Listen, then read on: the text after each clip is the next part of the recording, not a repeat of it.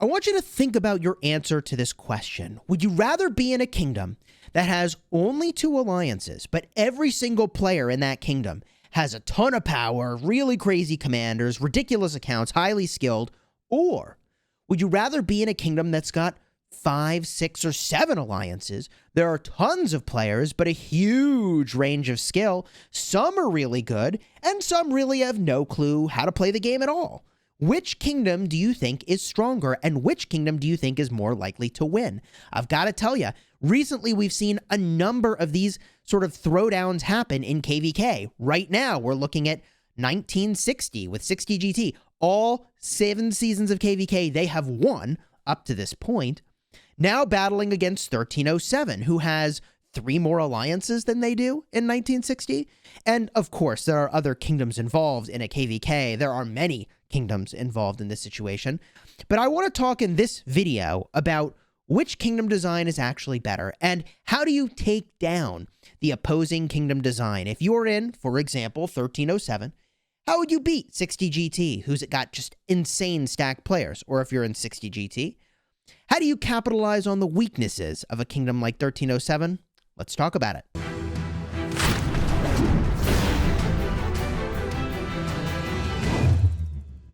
Hello, my friends, and welcome back. I'm Chisgule Gaming, and today's video is sponsored by the makers of Rise of Kingdoms. And if you like Rise of Kingdoms videos, consider subscribing to the channel. I've got over 1,600 videos at this point that are designed to help you get value, smash your enemies, and learn how to play the game better. So thank you for throwing a like on the video and subscribing to the channel. Let's get to the matter at hand. What's better?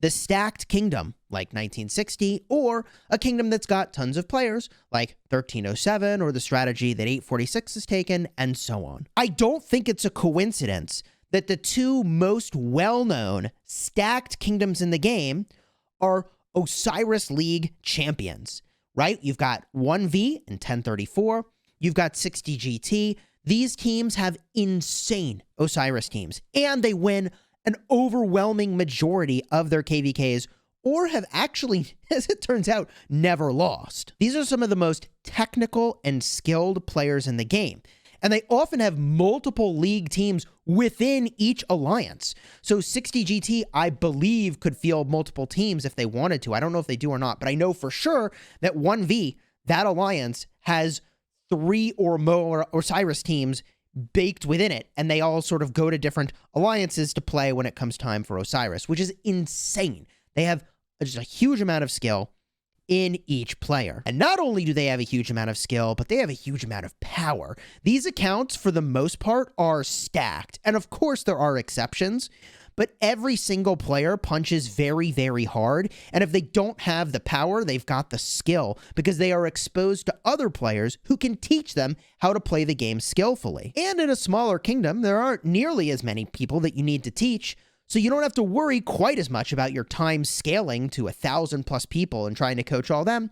It's just maybe a dozen or so that could, use a little nudge to up their game. A kingdom that uses this design typically has 1 or 2 main alliances and 1 academy. They are small kingdoms, and that is because of the way that Imperium restrictions work in this game.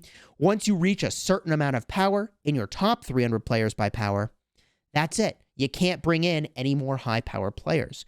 So these kingdoms concentrate their power in a smaller number of players, which gives you some big advantages. First of all, it's 100,000 times easier to manage a kingdom that's really just like 1 or 2 alliances only. It is so much easier. You don't need to have management teams, like multiple. You have 1 team of officers, maybe 2, that handles the majority of stuff that needs to happen in the kingdom. And there's just less moving pieces you need to be managing at any one time. And for what it's worth, there's even science around this being a really good choice. I don't think it's a coincidence that the number of players you can have in an alliance in Rise of Kingdoms caps out around 150 in your home kingdom. There's something called Dunbar's number, which is some amount of studying that's been done to prove that around 150 people is the number of meaningful relationships you can hold at any moment in time. Smaller kingdoms are simply more closely knit because it's much more reasonable to actually know the other people you're playing with. The other huge advantage of being in a stacked kingdom is that pretty much any one place you sit down and say, we're going to defend this one spot, you're going to be very hard to beat, if not beatable at all, because you can put so much punch in one spot with a small number of players. It's very difficult to deal with. I mean, especially in situations where you don't have a lot of space, like you're defending a fort and you don't have a lot of land behind it. You can put so much power in a small number of players. Or if 60 GT were to take this particular pass and fight the folks on the other side, you have so much concentrated power in one alliance that you can punch very, very hard. This also means, by the way, that when you assume the average level of skill is higher in an alliance like 60 GT, you don't have to deal with nearly as much of the bullshit. The things where, like, somebody reinforces from 5 minutes away and is completely destroying the effectiveness of the rally or the garrison. And for those of you that don't know, if somebody reinforces from far away, the second that you are marching to reinforce, be it the rally or the garrison, your troops count toward the maximum number that could be in there. So if you join from like 10 minutes away with 200,000 troops, all that time that you're not actually there, that's 200,000 troops that nobody else could put into the garrison. You're holding the space without having any of the troops contributing. It destroys the effectiveness of the garrison or the rally. Now, that's easier to manage now. You can kick people out of a garrison. You can kick people out of a rally. You used to have to kick people out of the alliance, which was a huge pain in the butt. You had to figure out what alliance they were in. Anyways, all that to say, you deal with less bullshit in one of these sorts of kingdoms. And the thing about winning all 7 seasons of KVK, having a flag that looks like this with the 4 stars and the crazy Osiris theme, is that winning makes it easier to recruit power. Power loves wins, man. Most players are here to win more than they are to fight, and they fight because they want to win, not because they like to fight. So that means that these sorts of kingdoms are going to attract a lot of high power players that are extremely high potential, which will include a lot of people, by the way, that like both fighting in KVK and also the fact that they win a lot. And when you've got an alliance that's obviously over 20 billion power, it's actually very difficult to drain this alliance. These are the kinds of players who probably have all the speed ups they need. They probably have all the resources they need.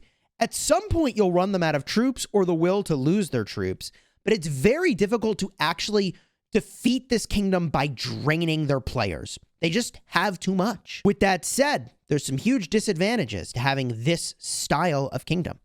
And these are disadvantages that you can exploit, but let's talk about what these disadvantages are first.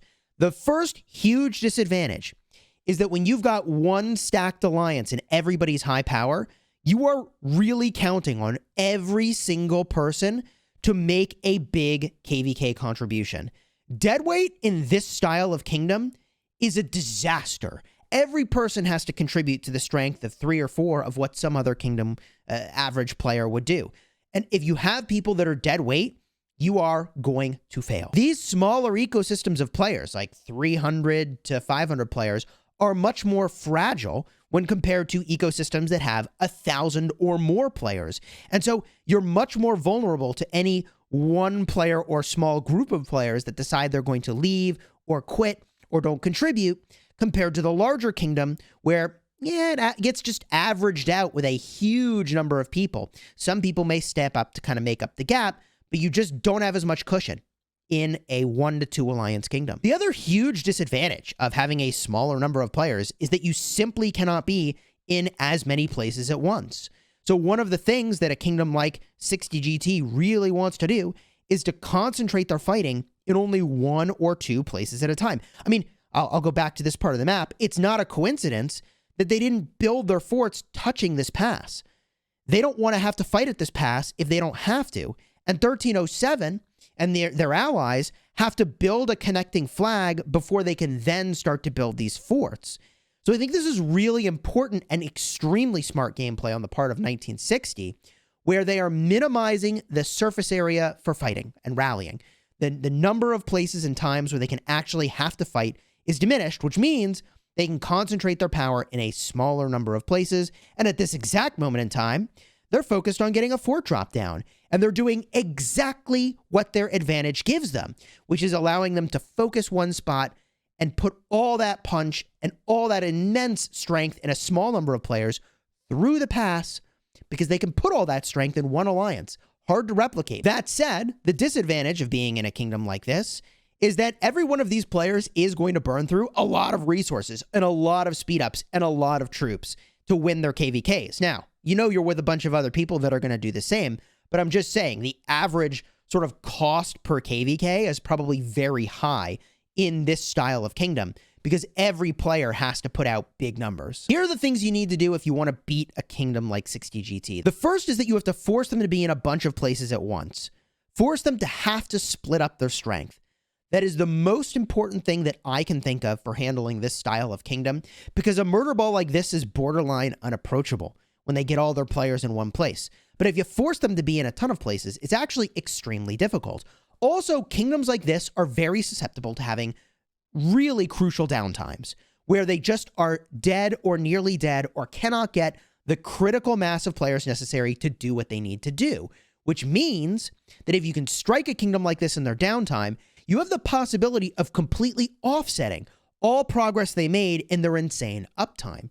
The other situation is that maybe this kingdom is just running 24/7, and the way you run this kingdom out of steam is not by hitting in their downtime, because they seem to always be online, but to just keep up the fight for a really long time and to wear them down. And you, in your larger kingdom, have many players sharing this burden of fighting over many days, whereas this kingdom has to really, every single player commit a massive amount of time for an extremely long period of time. And many people simply can't take that kind of time off of work in order to take the fight and to sustain what would be necessary to win. So now that I've really sort of sung the praises of what the advantages are of being in a kingdom like 1960 or 1034 with 1V, where they have these absolutely stacked alliances, is what if you go the opposite route, man? Let's have like 6 or 7 alliances, including academies, or maybe even more. And I think the kingdom that's taken that to its extreme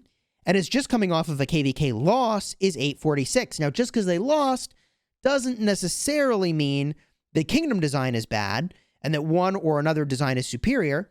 I'm not trying to throw salt in the wound, right? But like 1034, 1V, they just had a loss and they're running the stack design, right? So both of these designs win and lose, but let's talk about the advantages and disadvantages. The advantage of having a massive kingdom is that you might have many different league teams that you can play on. No one team is probably going to do all that great because you've split your strength across, 3 or 4 different teams, but there's a lot of opportunities in a large kingdom, whereas there are fewer opportunities. Your account has to be absolutely insane to do anything in a kingdom like 1960. You're not competing for Mightiest Governor. You're not winning any events. And this is also sort of true in a larger kingdom, but there are more opportunities to participate in stuff because there are just so many alliances and so many Osiris teams. A kingdom like that can fight in so many places all at once, assuming that they actually have active players, which is something I'll talk about in just a minute. They're way less dependent on any one person or small group of people showing up because they've got hundreds, literally like 1,000 players in some of these larger kingdoms or more. And each player is likely to have a farm or more, by the way, which means you end up with truly insane amounts of what's called farm filling, where, look, if you needed to defend a fort, if you're on defense and you have land, you can port a bunch of farms nearby and fill with farm troops. Whether you're just running out of troops on mains or you need to be fighting in 2 places at once, you can fill with your farms in one spot, or if your mains are running low, you can try to fill with farms. The amount of troops that you can pull from farms is honestly astonishing. It might sound weird, but the effective power of a kingdom that is managing, sort of fighting farms effectively, it's not quite double their sort of fighting power, but it's still really meaningful. And the last sort of main advantage that I'll give here is that a kingdom that is really large has more likelihood of having large amounts of players in different time zones. They are less susceptible to having a huge downtime where there's not a sort of critical threshold of players to be able to do anything at all, which means you're less likely to lose huge amounts of ground in your downtime or even have a very large downtime at all. And that is a pretty big advantage. But there are some big disadvantages to being in a super large kingdom. As we sort of watch this murder ball move around the field, I'm actually kind of enjoying watching whatever the heck's going on here. But the disadvantages are that you are much more likely to have noobs and deadweight in a super large kingdom. And you must aggressively and constantly remove and prune your deadweight in order to be able to actually get in people that may possibly contribute. You have to go through massive recruitment cycles, getting massive numbers of players, because you honestly don't know whether or not any one player is really going to work out. In fact, in general, your strategy in a sort of large kingdom is that you're aiming for, as an example, having 4 players that are all 85 million power over having 1 player at 130 million power. The Imperium burden, the amount of power that counts towards your matchmaking, is probably the same, okay, in both cases. But you're going for the quantity over the insanely stacked players. Not that you don't want a few stacked players. It's just your goal is to get so many players that it's oppressive. But that takes a lot of effort.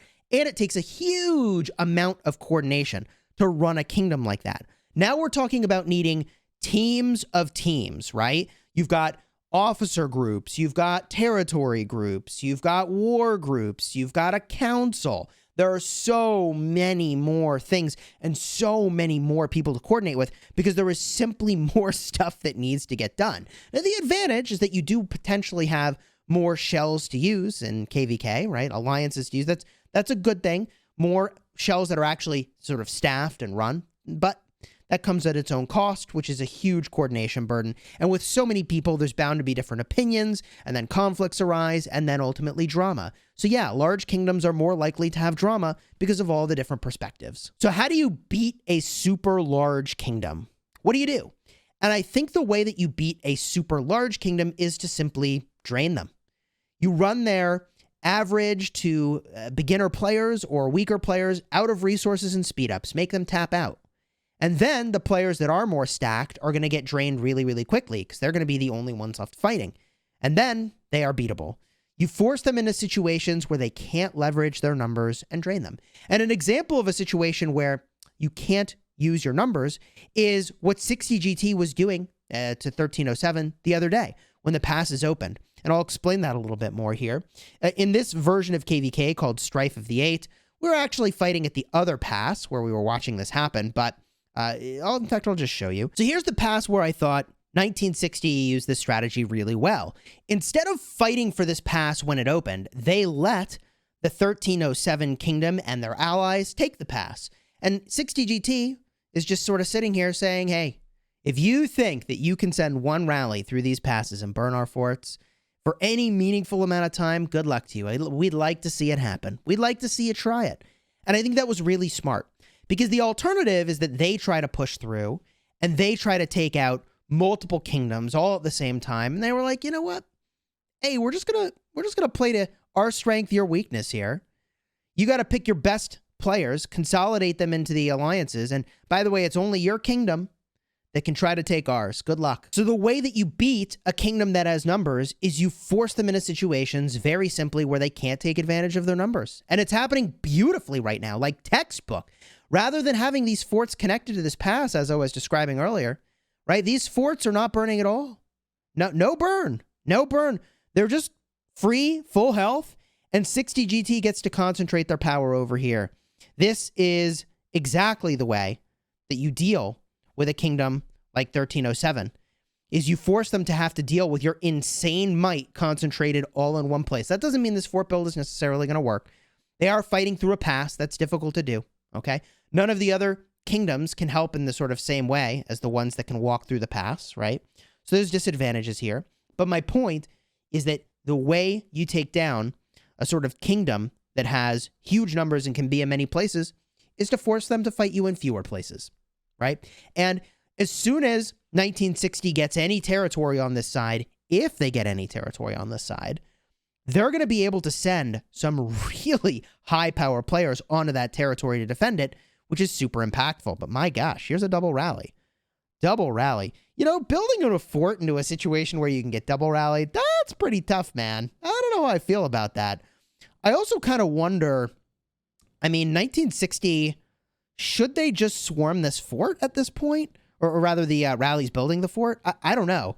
I do feel like people should not be fighting in the field over here. And like, I don't know that you clear the field if rallies are running. You just swarm the fort. I don't know, man.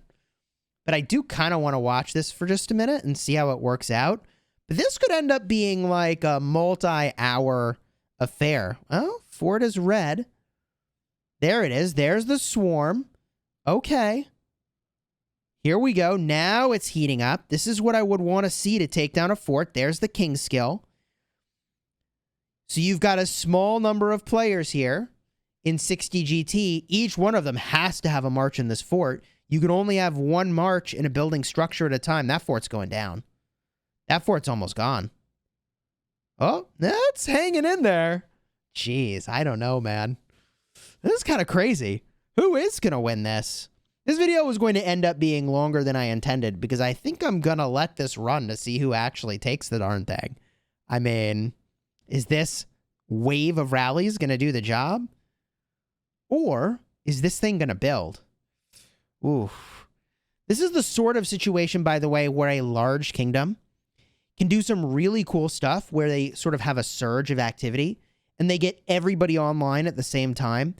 That aspect of a large kingdom is very difficult to deal with, even for a kingdom like 60 GT, where they've got, or I guess 1960. I keep saying 60 GT because that's the main alliance, but for a kingdom like 1960, like they've got a lot of really stacked players, but it's just tough to deal with like 1,000 players. Okay, well, is the fort oh, I think the fort popped. The fort popped or they canceled it. GG. It was a good try, GT. It was a good try. I don't know who's going to win this KVK, but I'm definitely eager to see how it pans out. And obviously, a huge amount depends on your allies. But let me know down below in the comments which you would prefer. Do you want to be in the stacked kingdom, or do you want to be in the huge kingdom, the many versus the mighty? Leave your comment down below, and if you want to see the top 5 kingdoms as of mid-July, ranked by power and deaths and kills, I'll have a video. Card will be right over here in just a second. And until next time, you have fun smashing the kingdom.